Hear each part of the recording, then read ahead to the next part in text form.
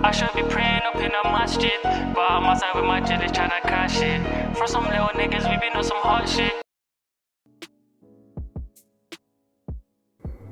Remember who you are. Welcome back. This is the Mr. Mind Talk Show. And yes, you chose to be here for a reason. I don't know what that is, but here we are. Let me tell you something. Emotions are very important. Nah, I don't think so. I truly feel in my heart that when you feel an emotion, it is your duty to ask yourself a question. From where does this come? And does this need to play out? Because emotions drive behavior. And if you don't want to act something out, then you probably shouldn't feel that thing, huh? When I was younger, they used to say, you shouldn't make out with girls. You shouldn't be alone in rooms together, da-da-da. Because that's like turning on the engine. And you don't even have your license. You ain't even starting to drive yet. Your feet can't even touch the pedals. But for you, they can. Your hand is on the steering wheel. You're in control. I'm not saying that you are robotic or that you should be a robot, but you should be in charge of what you feel in every moment. Because again, your emotions drive your behavior. So if you do not want to act in a certain direction, then you should not allow yourself to feel a certain emotion. That's just how I truly feel. In my own experience, I found that when I allow myself to feel emotions, whether, as you might call them, good or bad, happy or sad, they always had some kind of consequence I never saw coming.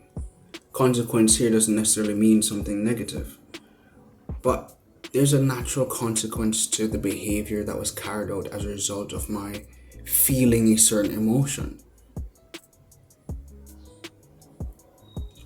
During a cappella practice, we were standing on the steps just before the concert was supposed to begin. True life story.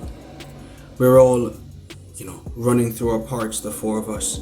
I usually held the bass line, not the bass line, but it's harmony and melody. So I sang the melody for the most part because I wasn't confident enough to sing and learn the harmonic parts. So the other guys, they just kind of danced around whatever the melody was supposed to be and made amazing harmonies. It was super fun.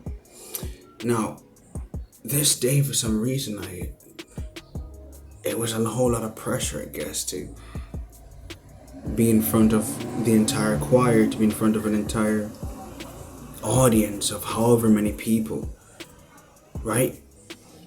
And maybe that was playing in the back of my mind that I really wanted to do well. But I found myself crying, man.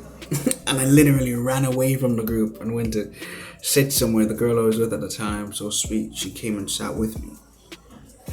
Held my hand, that kind of thing. Put my head in her lap. You feel me? Comforting. Beautiful. But even now I ask myself, was it necessary for me to go through that experience? Could I have then, in that moment, seen the situation in a different way? Or what if I felt something completely different? Then maybe I would have been so excited I would have sang all their parts as opposed to crying and running away.